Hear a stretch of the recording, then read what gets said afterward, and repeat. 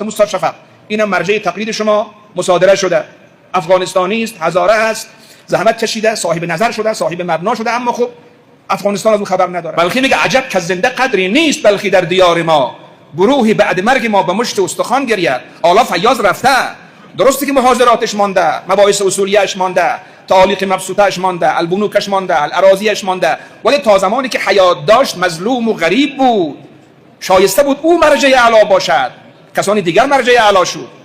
شایسته بود او ترویج شود، کسانی دیگر ترویج شد. شایسته بود او بیاید در رأس زعامت حوزه های علمیه قرار بگیرد، اما دیگران مثلا سال ما در خون مجاهد فرستادیم، حالا جاده یک طرف است، حالا ما دچار بحرانیم، دچار مظلومیتیم، ما بیچاره شدیم و الا ما گدا نبودیم.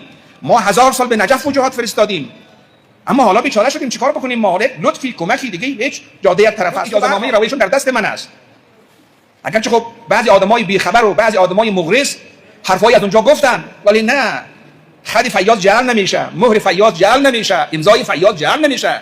اگر شما ثابت کردین که این خط فیاض نیست، این مهر فیاض نیست، این امضای فیاض نیست، من به شما جایزه میدم. علی میگه پسرم حسن قومت رو احترام کن، اکرم عشیرتک، عشیرت رو اکرام کن. پس علی قوم پرست بود. سخن گفتن از فیاض بزرگ کاری ساده و آسان نیست. کسانی که این مسیر را پیاده رفته اند میفهمد که چقدر صعب العبور و دشوار بوده و می باشد. کسانی که در جمع رندان سالها ریاضت کشیده اند میفهمند که این فقیه عارف چه ریاضت‌های را کشیده اند. کسانی که در مطالعات فقهی و استنباطات شرعیشان شب و روز نشناخته اند، گرما و سرما نشناخته اند، میفهمند که این عزیز سفر کرده ما در این مسیر پرفراز و نشیب چه زحمات را بر خود هموار کرده است که ما از آثار پی به مؤثر میبریم، چنان که از مصنوع پی به صانع میبریم. آثارشون نشان میدهد که ایشون به چه اندازه زحمت کشیده است تا اینکه صاحب مبنا شده، به اندازه‌ای که مبنایش شناخته شده است و در برخی جاها با مبانی استادش تفاوت می کند. نه تنها تفاوت که مبنای استادش را به ادله قناعت بخش رد می کند و مبنای خودش را تثبیت می نماید. محاضرات ایشان شوخی بردار نیست. زمانی که ما در قم محاضرات ایشان را در درس‌های خارج زیر و رو می کردیم، یکی از دوستان فهمیده و زرنگ ما که از عبارات و مطالب این کتاب بهت زده شده بود، جمله را در ختم مباحثات ایراد کرد که خدمت شما میگم. ایشون میگفت که المحاضرات و ما ادراک ما المحاضرات، محاضرات الفیاض خیر من 1000 محاضرات، که با اقتباس از سوره مبارکه قدر این جملات رو بر زبان جاری میکرد و محاضرات ایشان در تمام حوزات علمیه جا باز کرد، در حوزه نجف، در حوزه قم، در حوزه اصفهان، در حوزه مشهد، در حوزه سوریه و در جایی که شیعه حوزه فقهی و استنباطی داشته، از محاضرات علامه فیاض بی نصیب و بی بهره نبوده است. و حالا هم به حمدالله در حوزه کابل در حلقات درس خارج یکی از منابعی که مورد استفاده است و مورد نقد و مداقه قرار میگیرد محاضرات علامه فیاض است. محاضرات ایشان تقریرات درس مرحوم آیت الله عظمای خویی رحمت الله علیه است. حضرت آیت الله عظمای خویی شاید بیشتر از 500 شاگرد در حلقه درس خارج خود داشته و شاید بعضی اوقات به 1000 نفر هم می رسیده. اما بعد از ختم دوره درس خارج که شاید بیشتر از 10 سال طول می کشید، می بینیم 2 تن از نخبگان افغانستانی ما این تقریرات را می نویسد که باعث افتخار کشور است، باعث افتخار فرزندان راستین حوزه و تدین و شریعت است که مربوط این تبار و این مردم است. محاضرات را علامه فیاض می نویسد، مصباح الاصول را علامه سید واعظ شهید، مصباح الاصول علامه شهید سرور واعظ در بخش اصول عملیه نگارش پیدا کرده از زبان آیت الله عظمای خویی و محاضرات علامه فیاض در بحث مباحث الفاظ، در حالی که خیلی از امام بزرگانی بودند که دوربر آیت الله خویی رو حلقه می زدن و برای طلاب افغانستانی حتی شایستگی ورود در اون حلقه را نمی دیدن. اما در بعد از 10 سال دیده شد که کی زحمت کشیده، که درس استاد رو فهمیده و که درس استاد را بر رشته تحریر در آورده. بعد از 10 سال می بینیم که سید سرور واعظ شهید مصباح الاصول را می نویسد و علامه فیاض محاضرات را. تا اون زمان کسی این 2 طلبه سید و غیر سید را در ردیف خودها حساب نمی کردند که اینها هم یک روز کسی شود.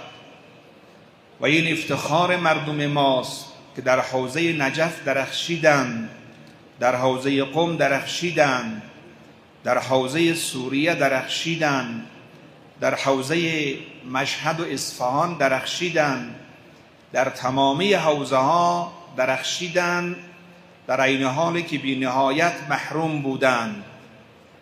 هیچ گونه حمایت ویژه‌ای به این مردم صورت نمی گرفت به جز شهریه‌های عمومی که برای همه بود. و لذا مردم عزیز ما، جامعه طلبه و دانشجوی ما می توانند به این فرزندان سخت کوش وطن و آغوش پروردگان حوزه علمی افتخار کنند. محاضرات ایشان تقریرات درس آیت الله عظمای خویی بود، اما بعد از آن که استادش رحلت می کند خودش کلاس درس برگزار می کند، تدریس خارج را دوام می دهد. نتیجه مباحثات خودش شده المباحث الاصولیه در 14 جلد که یک جلد میشه فهرستش، بقیه اصل مباحث است. خب در محاضرات با اون که نظرات استاد را منعکس کرده ولی جسته گریخته نقد و ایراد هم داشته، ولی در مباحث الاصولیه که 14 جلد است خیلی جاها مبانی استاد را زیر سوال برده، رد کرده و مبانی خود را به اثبات رسانده و شده صاحب مبنا. بنابراین عظمت ایشان در این است که مباحث اصولیش بعد از المحاضراتش در حوزه ها جا پیدا کرد، جا باز کرد و امروز فقیهی نمیتواند در درس خارج خود از این دو کتاب بی نیاز باشد. هم مصباح الاصول علامه شهید سید سرور واعظ رحمت الله علیه و هم مباحث الاصولیه علامه فیاض رحمت الله علیه و این افتخار جامعه ماست. در فقه هم میبینیم مرحوم سید ابوالقاسم خوبی رحمت الله علیه محور درسشون عروه بوده. خب چنان که مراجع ما بعضاً بلکه حالا از نصف هم گذشته است محور درسشون عروه است، عروه سید محمد کاظم یزدی رحمت الله علیه، ولی فقهای پیشین ما محور درس فقهشان شرایع محقق حلی بود که ما فقه جواهری میگیم. جواهر الکلام مرحوم نجفی طاب ثراه بر اساس محوریت شرایع محقق حلی شرح و بسط یافته. حدایق الناظره بر اساس شرایع محقق حلی بحث پیدا کرده است که ما فقه جواهری میگیم. فقه جواهری فقه مبسوط سنتی است که فعلا فقها حوصله طرح این فقه سنتی را ندارند. حالا اکثرا عروه‌ای شده، عروه راحت تر است، ساده تر است و لذا وقت عروه رو تدریس میکند بعد از دوره‌ای که عروه تمام میشه میبینیم باز هم شایستگان طلاب حوزه نجف کهن افغانستانی ما برگ برنده را از آن خود میکند. آیت الله عظمای محقق کابلی که از شاگردان خوبی است و همدوره با فیاض و همدوره با سید سرور واعظ، ایشان تنقیح العروه را می نویسد. علامه فیاض تعالیق و مبسوطه را می نویسد. اما دیگران چی؟ امتیاز مال دیگران بودند، احترام مال دیگران بودند، صدرنشینی مال دیگران بودند، امامه‌های کلان مال دیگران بودند. اما بعد از 10 سال 15 سال 20 سال درس و بحث میبینیم تنقیح العروه مطرح میشود و تعالیق مبسوطه علامه فیاض 10 جلد است که شرح بر عروه است. و همینطور آیت الله عظمای خوبی رجال هم میگفتند. راوی شناسی خودش یک علم است در کنار حدیث شناسی که حدیث شناسی مربوط به درایه میشه و رجال مربوط به راوی شناسی مربوط به رجال میشه.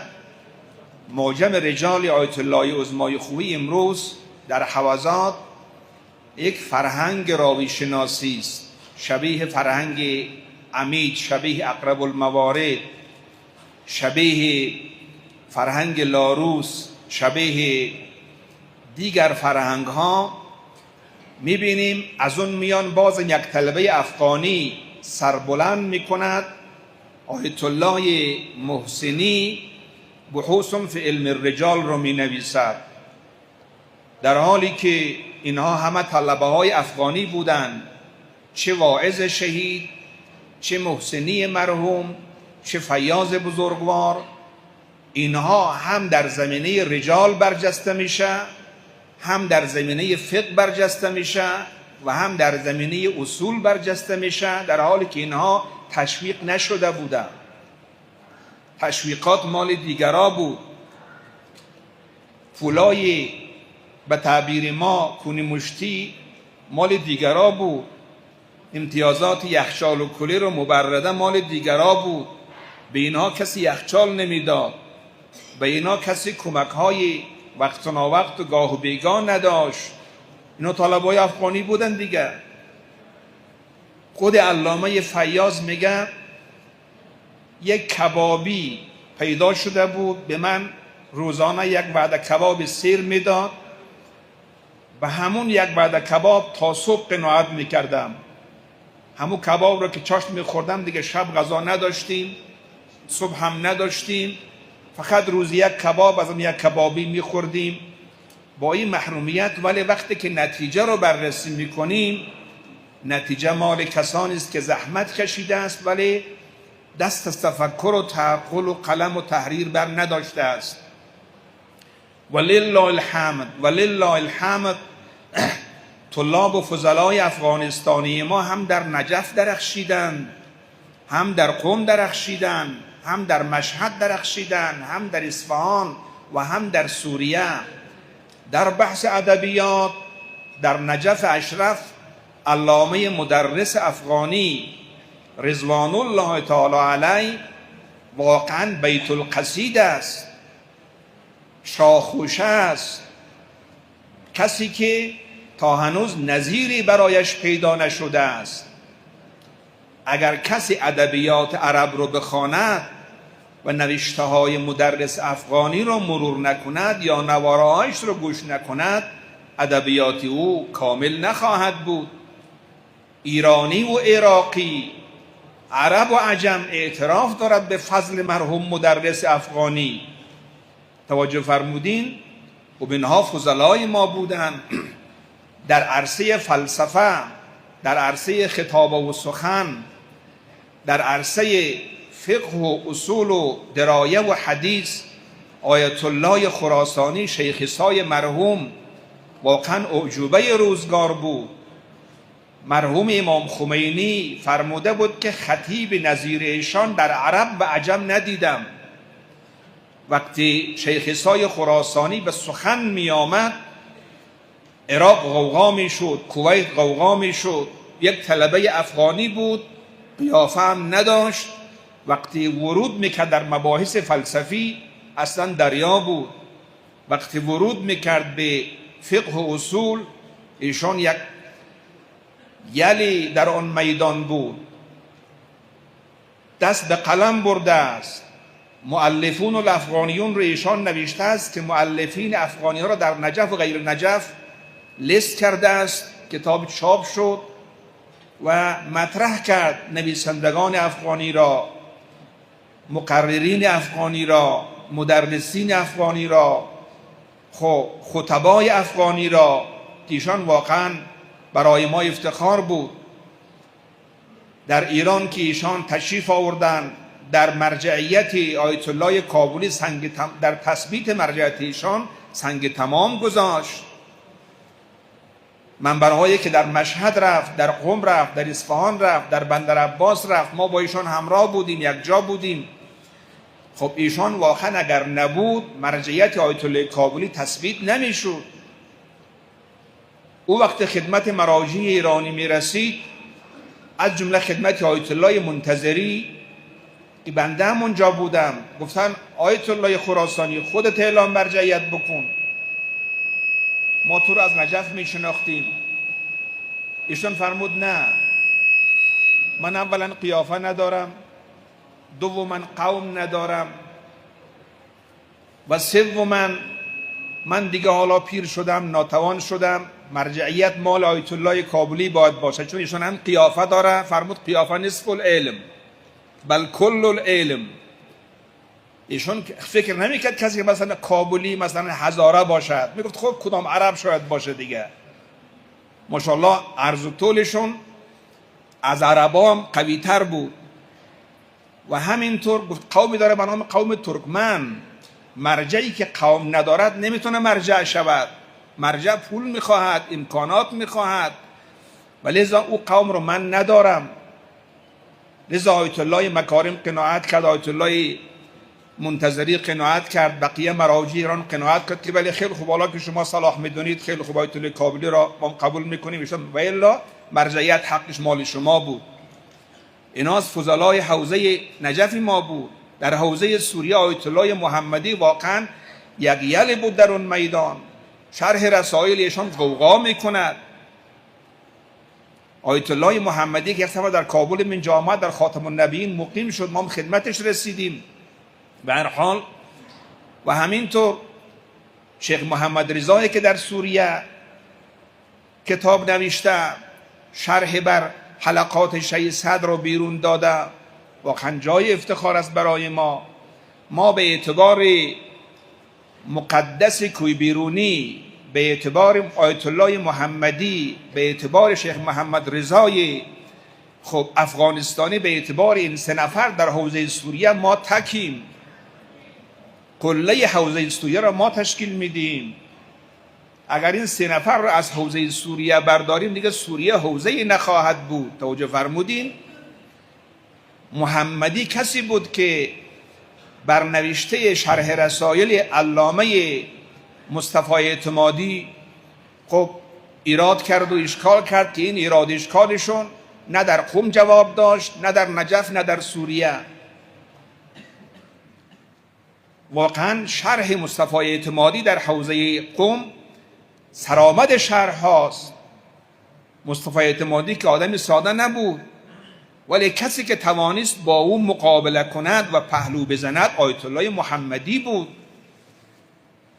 همینطور در سایر حوزات که میبینیم فضلای ما، درس خوانده های ما، خب زحمت کشان مردم ما شایسته است، ولی چی کنیم که ما حامی نداریم؟ کشوری که ما را حمایت کند در سابق هم نداشتیم، حالا هم نداریم. حکومت هایی که این فضلا را حمایت کند در سابق هم نبود، حالا هم نیست. ظاهرشاه در عراق سفر کرد، آیت الله خراسانی بوده، ظاهرا رفته پیش ظاهرشاه گفته ظاهرشاه اعلی حضرتا ما در حوزه نجف درس میخوانیم، طلب زیاد هستیم، به حمدالله همه من سر آمدیم، ناکام که اصلا نداریم، ما امتیازهای بالا مال ماست، نمره 28 و 19 مال ماست، اما حکومت ما رو حمایت نمی کند. گفت چطور حمایت بکنیم شما را؟ گفت خب حداقل ما یک پاسپورت بدی.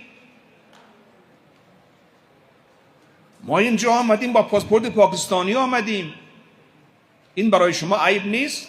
ما افغانستانی هستیم، هزاره هستیم، با پاسپورت پاکستانی زندگی میکنیم، فردا اینا اعلام میشه، اینا اعاظم میشه، اینا مرجع میشه، تذکرهشون پاکستانی، پاسپورتشون پاکستانی، این برای شما عیب نیست؟ ظاهرشاه گیر مونده بود. ما آخر افتخار رو برای کشور میاریم، ما امتیاز رو برای کشور میاریم، ما که ننگ و عار شما نیستیم، ما زحمت میکشیم، درس میخوانیم، فاضل هستیم. از همه حوزه نجف سوال کنید. اعلی حضرت دستور میداد که خیلی خوب برای طلاب نجف شما پاسپورت افغانستانی صادر کنید و همین علامه فیاضی ما هم پاسپورتش پاکستانی بود. زمانی که برایشون در مباحث الاصول امتیاز دادن گفتن خب یک عالم پاکستانی است. گفتم نه پاکستانی نیست، درسته مدرکشون پاکستانی است، ولی خب ایشون از شرداغ مالستان جاغوری است، از قوم هزاره است، از این خطه های محروم است. پاکستانی چی کاری چی؟ ولی پاکستان به ما پاسپورت میداد، افغانستان به ما پاسپورت نمیداد. طلاب مظلوم ما میرفت کراچی یا میرفت مثلا کویته و پشاور، از طریق زوارای پاکستانی میرفت خود به نجف میرسان. با چه محرومیت؟ از اونجا تذکره میگرفت ما پاکستانی هستیم، پاسپورت میگرفتن، خود به زحمت به نجف میرسان.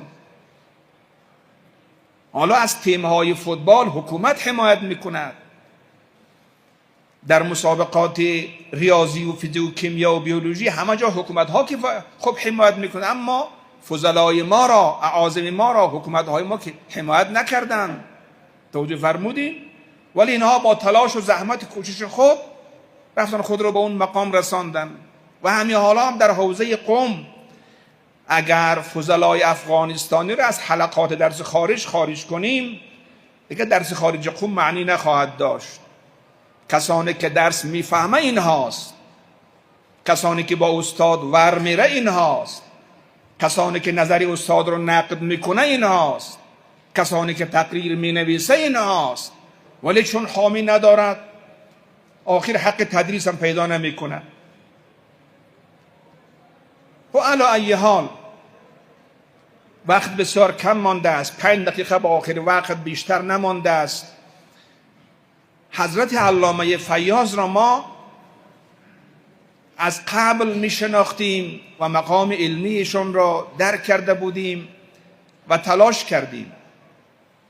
یک جمع و جماعتی همسو و هم نظر گفتیم بیاد آیت الله فیاض را از غربت بیرون کنیم، از مظلومیت خارج کنیم. ایشان در حوزه نجف محدود نباید بماند، باید نظرات ایشان به افغانستان هم کشیده شود، پای ایشان به کشورش کشانده شود، بحث ایشان مطرح شود، از ایشان نام گرفته شود، تجلیل شود، تکریم شود. آخر او افتخار ماست. مبادا مفاخر ما را دیگران مصادره کنند. ایشان بشه مثل سید جمال الدین بشه، آخر مثل دیگران بشه. حالا دنبال مباحث تاریخی نمیریم، ما مفاخر ما الان مصادره شده، مال دیگران شده. خب علی ای حال صدوق مال ما بوده. من لا یحضر رو در چارکنت مزار در بلخ نوشته کرده است، حالا مال دیگران شده. سید جمال الدین مال ماست، حالا مال دیگران شده. و همینطور قصه علی هذا برا تا گفتیم. خب فیاض هم آخرش اینطور میشه. پایشان رو به افغانستان بکشانیم تا حداقل تثبیت هویت بشه، افتخارش به ما برگرده. درسته که افتخار حوزه نجف است، افتخار حوزات شیعه است، افتخار جهان اسلام است، ولی زادگاهشون نباید فراموش شود، خواستگاهشون نباید فراموش. درسته که عالم وطن ندارد، درسته که عالم متعلق به یک قوم نیست، اما زادگاه که داره عالم. شاهرودی چرا شاهرودی؟ چون از شاهرود در شاهرود به دنیا آمده. خمینی چرا خمینی؟ چون در خمین به دنیا آمده. شیرازی چرا شیراز؟ چون به خاطر که در شیراز به دنیا آمده.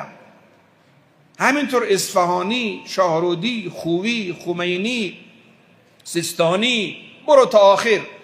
این پسبندها نشان از زادگاهشون است.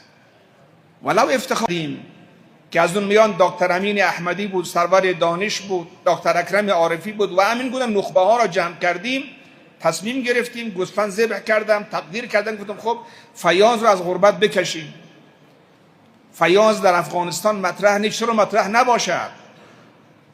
به حمدالله تصمیم گرفتیم، برای کنگره دفتر دایر کردیم، 13 ماه در این دفتر کار کردیم، تمام احزاب را همسو کردیم، مدارس را همسو کردیم، خب نخبه ها را همسو کردیم، شخصیت ها را همسو کردیم. امضا از همه امضای کتبی گرفتیم که وقتی که هیئت ایشان به کار میاد هیچ کس مخالف نباشد، یک حزب مخالف نباشد، یک انجمن مخالف نباشد، یک شخص مخالف نباشد، همه باید مشارکت کند. از همه ما امضا گرفتیم و در گرفتن این دفتر کنگره، دفتر خود آیت الله فیاض 1000 افغانی کمک کرده، من 50,000 کمک کردم، با اون که من اصلا پول نداشتم.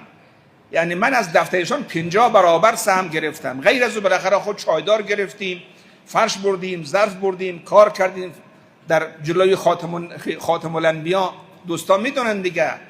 بعد پیشنشست ها دایر کردیم، پیشنشست در هرات دایر کردیم، در مدرسه صادقیه رفتم، در هرات سخنرانی کردم اونجا که این کنگره کابل باید قبلا ذهنیت سازی شود. بعد پیشنشست در پوانتون ابن سینا گرفتیم، پیشنشست در پوانتون کاتب گرفتیم، تبلیغ کردیم، صحبت کردیم که این شخصیت از غربت بیرون شه، از مصادره بیای بیرون. و قبل از آنی که این کار را بکنیم یک کتاب کوچک از ایشان است، جایگاه زن در نظام حکومت اسلامی یا در نظام اسلامی. یک مصاحبه است با یک دانشجو که میخواست پایان نامه علمی خود رو بنویسد. جناب استاد دانش رو توصیف کردیم که شما این کتاب رو ترجمه کنی. ایشون چون ایشون در ترجمه خیلی دسته برای ایشون در سوریه درس خوانده است، در عربی مسلط هست، آثار علامه مدرسی را ترجمه کرده. اولین کتابشون هم افغانستان سقف جهان ترجمه شده، یک منبع خارجی بوده است که ایشون ترجمه کرده است. ایشون شروع کرد به ترجمه این کتاب رو ترجمه کرد. بعد خیلی هم پاورقی زد. اگر فیاض یک بحث مطرح کرده بود 10 تا بحث در رابطه با اون بحث دانش مطرح کرد. این شد یک کتاب از برکت تلاش دانش. این کتاب رو در دانشگاه کاتب رونمایی کردیم که مردم این نظرات جدید فیاض است که زن رو میگه که شایستگی داره با حفظ حجاب و شؤون اسلامی میتونه رئیس جمهور شود، میتونه رأی بگیره، میتونه رأی بدهد، میتونه مجتهد شود، میتونه قاضی باشد، میتونه پیش نماز باشد، میتونه مناصب بزرگ را از آن خود کند. و این نظرات فیاض تا هنوز در حوزه ها کسی نتونسته او را رد بکند. بعد بنده شخصا این کتاب را با اون که کوچک است، حجمش از به 150 صفحه نمیرسد، این کتاب را از اینجا بردم هی میدان تا استرالیا. فقط به خاطر این کتاب رفتم در کانبرا خدمت استاد شفق، گفتم استاد شفق اینم مرجع تقلید شما مصادره شده، افغانستانی است، هزاره است، زحمت کشیده، صاحب نظر شده، صاحب مبنا شده، اما خب افغانستان از اون خبر ندارد، حتی مردم از اون خبر ندارن. خب چی کنیم؟ گفتم بالاخره این کتاب را مطرح کن در سراسر استرالیا، برایشون جلسه بگیر. ایشون قبول کرد. ایشون 5 شهر را هماهنگ کرد، پرت و ملبورن و کانبرا و سیدنی و آدلاید و بریزبین. در ملبورن جلسه برگزار کرد، از 5 شهر استرالیا نخبگان را طلب کرد، در رابطه با فیاض سخنرانی کرد. 1 ساعت بحث مبسوط کرد، کتابش رو مطرح کرد. خب ما 13 ماه از داخل تا خارج تلاش کردیم، 10,000 عکس ایشون رو چاپ کردیم، در قم توضیح کردیم، گفتن تنها ما کابلی نداریم، ما فیاض هم داریم. از دفتر کابلی مرحوم ما 10,000 عکس فیاض رو چاپ کردیم، با اون که خیلی ها نمیخواستن، افغانی و ایرانی میگفتن این دیگه چیه. به هر حال با اون که دفتر اونجا داشت، دفترش کار نمیکرد، ما کار کردیم به هر حال. و لله الحمد همه سنگ تمام گذاشتن. در رأس حامد کرزی رئیس جمهوری اسبق ما، ایشون واقعا مردانگی کرد، خیمه لوجرگاه را ما را داد، خرج 5,000 نفر را به ما داد، 1 ماه کار کردیم، روز 30 نفر مصرف ما را داد. بعد دست قلم به دستام درد نکنه، در همین 13 ماه مقالات نوشت، مطالب نوشت، کتاب شد قطور به اندازه بیشتر از 500 صفحه به نام نگین شهر مودت، او را هم چاپ کردیم. حاجی هم خدا خیرشون بدهد، حاجی امین کوی بیرون گفت به احترام هیئت آیت الله فیاض خانم در اختیارشون، هیئت هر چند که میمونه خانم در اختیارشون. جناب آقای خلیلی هلیکوپتر داد، جناب آقای دانش لنکروزر داد، جناب آقای محقق 20 نفر محافظ داد. ما هیئت را با هلیکوپتر می بردیم جای این طرف و اون طرف، با لنکروزر این طرف و اون طرف می بردیم. در خیمه لوجرگاه به حمدالله جلسه شد که در ایران و افغانستان و عراق نظیر نداشت. ما از شخصیت کنگره برگزار کردیم، بعد به حمدالله مطرح شد. بعد دفترشون در برچی باز شد، فعالیت شد. جناب آقای بشیر فهیمی خدا دستشون درد نکنه، واقعا ایشون واقعا زحمت کشید، همین حالا اونجا تشریف داره اونجا. ایشان با انگیزه کار میکرد، دنبال معاشی حرفا نبود. توجه فرمودین؟ وقت فیاض مطرح شد آمدن خیلی کسا گفتن نه دیگه شما قوم میگین. گفتم نه، ما میخواستیم ایشون از غربت بکشیم، حالا که از غربت شده بیرون خب فهو المراد، ما خدا را شاکر هستیم. ایشون به حمدالله مطرح شده، صاحب دفتر شده، رسالهش در کابل پخش شده، منتشر شده، بنیادشان رو ما اینجا آوردیم. و الا فیاض که در 5 سال مرجع نبود. بنده عمرم تازه از 60 گذشته، ایشون 60 ساله که بالاخره به اجتهاد رسیده، ولی ما در کابل فقط 7-8 ساله که ایشون رو تونستیم مطرح کنیم. ولی قبلا چرا ایشون مطرح نبود؟ چرا مطرح نشده بود؟ حالا که به حمدالله محافل و مجالس و که ما واقعا ما خوشحال میشیم از این مسئله، ولی چه کنیم؟ این محافل باید در زمان زندگیش برگزار میشد، نه بعد از مرگش. بلخی میگه عجب که زنده قدری نیست، بلخی در دیار ما گروهی بعد مرگ ما به مشت استخوان گرید. حالا فیاض رفته، درسته که محاضراتش مانده، مباحث اصولیش مانده، تعالیق مبسوطش مانده، البنوکش مانده، الاراضیش مانده، ولی تا زمانی که حیات داشت مظلوم و غریب بود. شایسته بود او مرجع اعلی باشد، کسانی دیگر مرجع اعلی شد. شایسته بود او ترویج شود، کسای دیگر ترویج شد. شایسته بود او بیاید در رأس زعامت حوزه های علمیه قرار بگیرد، اما دیگران مطرح شد. خب حالا ما بعد از مرگ بالاخره بعد از مرگ که بیدار شیم برای آینده ها خوب است. حالا برادران برید سراغ زنده هایتان، زنده هایی که 5 سال بعد فیاض میشه، 10 سال بعد فیاض میشه، 15 سال بعد فیاض میشه. همین حالا به حمدالله در نجف داریم ما اعلامی که درس خارج میگه از مردم ماست، صاحب اثراتی که درس میخوانه. مثلا آیت الله رحیمی صاحب آثار است، از مردم ماست، در نجف است، تدریس میگه. حکیمی درس خارج میگه. بریم سراغ زنده هایشون. در مشهد علمایی که داریم، در قم علمایی که داریم، در اصفهان داریم، در همه کابل داریم، ولی ما از زنده ها غافلیم، میریم فقط دنبال مرده ها. این خوب است، ولی وقتی که شخص رفت دیگه رفته است.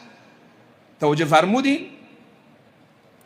خب علی ای حال تکریم ها رو دوام بدهید تا 40 دوام بدهید، بعد سالگرد بگیرید، سال دوم بگیرید، سال سوم بگیرید. اینا خوب، ما خوشحالیم، ما به هدف خود رسیدیم. ما میخواستیم فیاض از غربت بکشیم، کشیدیم. میخواستیم فیاض رو بالاخره بگیم که حق مرجع تعالی مال ایشان بوده، این حق رو تثبیت کردیم ما. حالا دیگه رو قبول نکردن نکنه، ما کار نداریم. توجه فرمودین؟ اما در رابطه با شخص بنده، با اینکه من در کابل بودم، در کابل هستم، حالا نجف نرفتم، اما ارتباطم با شخص ایشان تنگاتنگ بود و از این ارتباط نه اعضای دفتر خبر داشت، نه نزدیکانشون خبر داشت. ایشان توسط فرستاده شخصی خود به من یک وکالت فرستاد، در اون نوشته بود اجازه سلس. گفتم قربانت بشم، فدایت بگردم.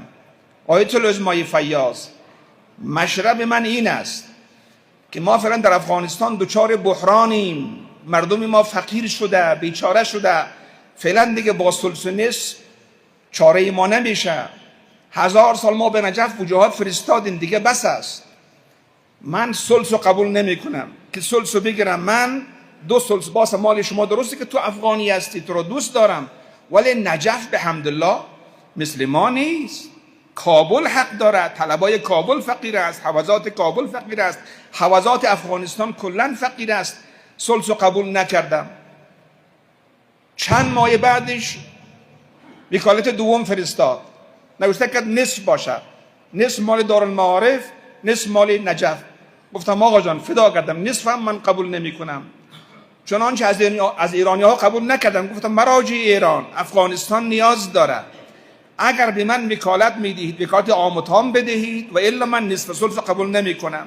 100 سال ما در قم وجوهات فرستادیم، حالا جاده یک طرف است. حالا ما دچار بحرانیم، دچار مظلومیتیم، ما بیچاره شدیم، و الا ما گدا نبودیم. ما 1000 سال به نجف وجوهات فرستادیم، اما حالا بیچاره شدیم، چیکار بکنیم؟ ما حالا لطفی، کمکی دیگه هیچ، جاده یک طرف است. خب به هر حال گفتم آقا جان فدا کردم، به نفرش گفتم که نصفم به درد ما نمیخوره، اگر من واعظزاده بیسیدی رو دوست داری اجازه عام و تام بکن. چون ایشان میدید در کنگره بنده نقش ایفا کردم. من درس نهج البلاغه خود رو در مدرسه تعطیل کردم، میادم از ریگریشن تا خاتم الانبیا در دفتر فیاض نهج البلاغه میگفتم، فقط به هدف این که بالاخره ایشون مطرح شوند. کدام آیت درس خود رو تعطیل میکنه، میره بس دفتر دیگه درس میگه، هیچ کس. کدام آیت از آیت دیگه تبلیغ میکنه، ولی من کردم، گفتم با تقوا موافق است. درس خود رو تعطیل کردم، در دفتر آیت الله فیاض درس گفتم که ایشان مطرح بشه. این همه راه بالاخره طولانی، کمپانی کجا و مثلا چوک شهید مزاری کجا، دوستو همه شاهد است. توجه فرمودین؟ ایشون از این قضایا خبر داشت. بعد از چند ماه، یک سال، ایشان با فرستاده خصوصی خود به من یک اجازه نامه فرستاد. گفت خیلی خوب، دیگه وکالت تمام، دیگه خودتون صاحب نظر هستی، استنباط کنید، اجتهاد کنید، مرجع مردم باشید. اجازه نامه ایشان رو گرفتم و به او افتخار میکنم. در اونجا بنده را علامه جلیل خطاب کرده است، خودش مهر کرده، به قلم خود امضا کرده. خب این واقعا ارتباط شخصی بنده با آیت الله عظمای فیاض. از ایشان 2 وکالت داشتم که حالا هم هست و یک اجازه نامه روایی که به هدف استنباط و اجتهاد به من فرستاده از نجف. ولی من نجف نرفتم، خودشم به اینجا فرستاد. اما از این رابطه صمیمانه و دوستانه و برادرانه کسی خبر نیست، چون ما دنبال استفاده جویی نبودیم، ما دنبال کار بودیم، دنبال فعالیت بودیم. از اعتمادی که من کرد، صلاحیتی که من داد افتخار میکنم. امروز اجازه نامه روایشون در دست من است. اگرچه خب بعضی آدمای بیخبر و بعضی آدمای مغرض حرفایی از اونجا گفتن، ولی نه، خط فیاض جعل نمیشه، مهر فیاض جعل نمیشه، امضای فیاض جعل نمیشه. اگر شما ثابت کردین که این خط فیاض نیست، این مهر فیاض نیست، این امضای فیاض نیست، من به شما جایزه میدم. مگر من میتونم یک مهر و امضا و خط یک نفر رو جعل بکنم؟ خب علی ای حال وقت تمام شد، وقتی اذان رسیده است، دیگه صحبت نمی کنم. فقط به شما توصیه می کنم که زندگان خود را قدر بدانید و برای مردگانتان سالگرد و 40 و اینا بگیرین که شما مردم مطرح شوید حیا و میتا. بگید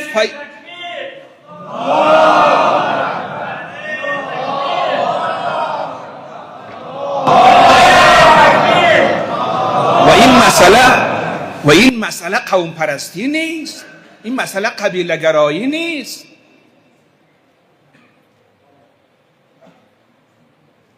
خب حالا دنبال اون مسئله بریم. بالاخره خب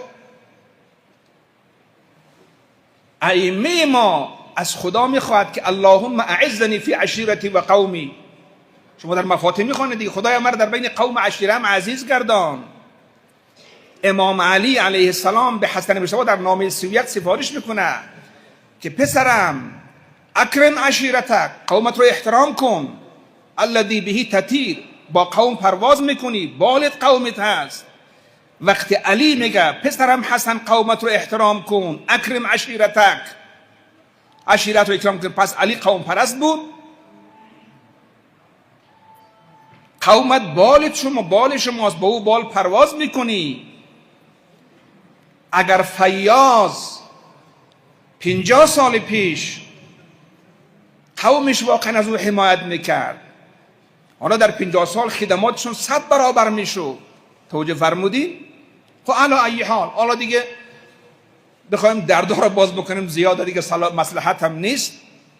بنابراین حالا بگذار صاحبان اراجیف ببافند، بگذار صاحبان ترهات و خزعبلات ببافند، بگذار حسودان و جفاکاران از حسد بمیرند و از جفا پاره شود. ولی ما حقایق رو میگیم. فیاض رو افتخار جهان اسلام میدانیم، افتخار حوزات میدانیم، افتخار نجف میدانیم، اما زادگاهشون شرداغ مالستان جاغوری است، تبارشون هزاره است.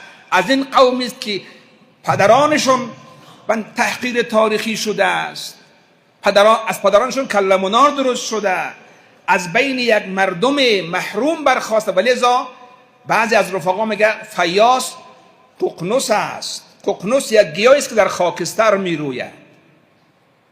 این مردم خاکستر شده بود، از خاکستر این مردم فیاض روییده است. از متن محرومیت ها، از متن تحقیرها، از متن آزارها، از متن اذیت ها رفته است. با پاسپورت بیگانه زندگی کرده، ما درس خوانده. رفته است با یک کباب در یک 24 ساعت اکتفا کرده، ما درس خوانده است. توجه فرمودین؟ یه حق رو ما داریم که بگیم فیاض از جاغوری است، فیاض از مردم ما هست. این قوم پرستی نیست. توجه فرمودین؟ در همه ادعیه های اسیره همینطور که هست. همه انبیا که بالاخره گفت یا قوم اعبدوا الله، یا قوم اعبدوا الله، یا قوم اعبدوا الله. در قرآن آمده است همه انبیا قوم گفتن.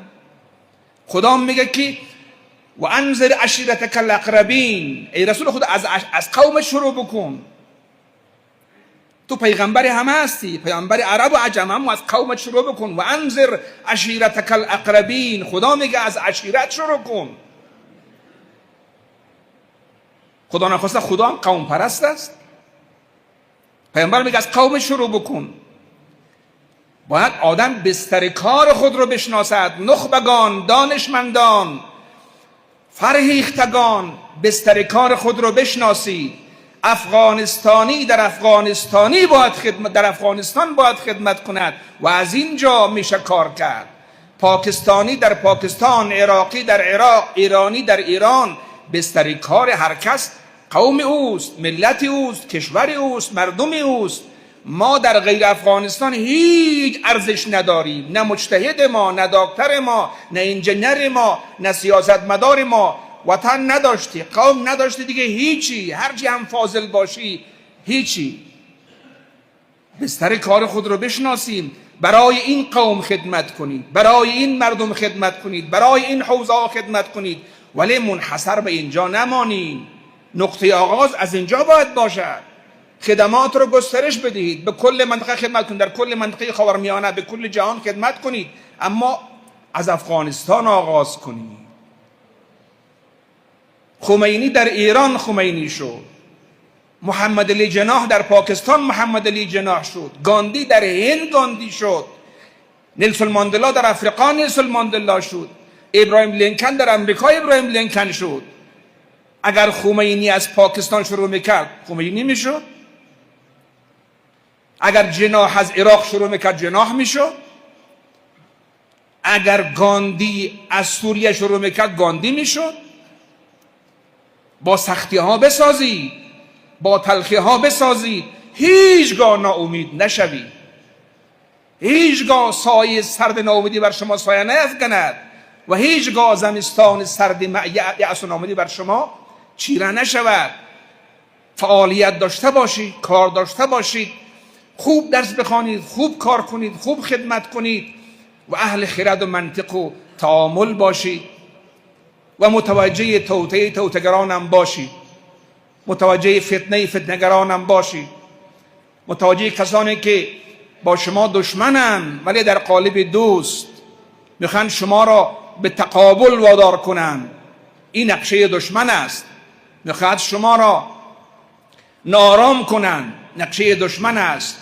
ما انتقادگر هستیم، اغتشاشگر نیستیم، شورشگر نیستیم، فتنه‌گر نیستیم.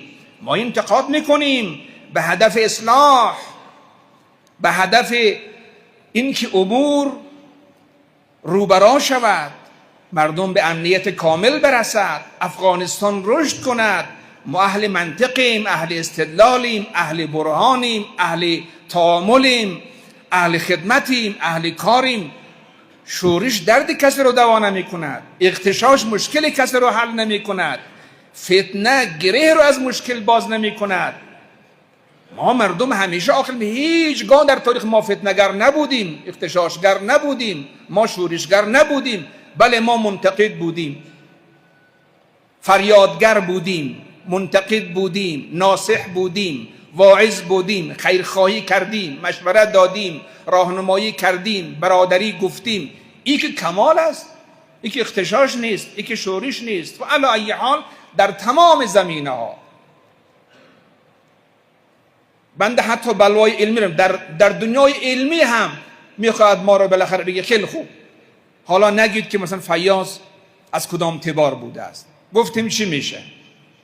میگه نه شما متقی نیستین، تقوا ندارین. اگر ما متقی نیستیم، خب یه قوم را پیامبرم مطرح کرده، علی هم مطرح کرده، حسن هم مطرح کرده، ایمن مطرح کرده، خب بزرگان مطرح کرده است، پس همه قوم پرست بودن. نه، قوم پرستی چیزی دیگری است. قوم دوستی رو ما دوست داریم، پیغمبر دوست داشت. پیامبر روزی که از مکه مهاجر شد گریه کرد، فرمود حب الوطن من الایمان. ای مکه، اگر عهدت مرا میگذاشت تا زنده بود از مکه خارج نمیشدم. با اشک آه و ناله مکه را ترک کرد. امام حسین که از مدینه حرکت کرد اشکش جاری بود. ای مدینه رسول الله جدا، تو زادگاه منی، تو محل نشر و بسط اسلام جد منی، شریعت جدم از اینجا نشر شده است.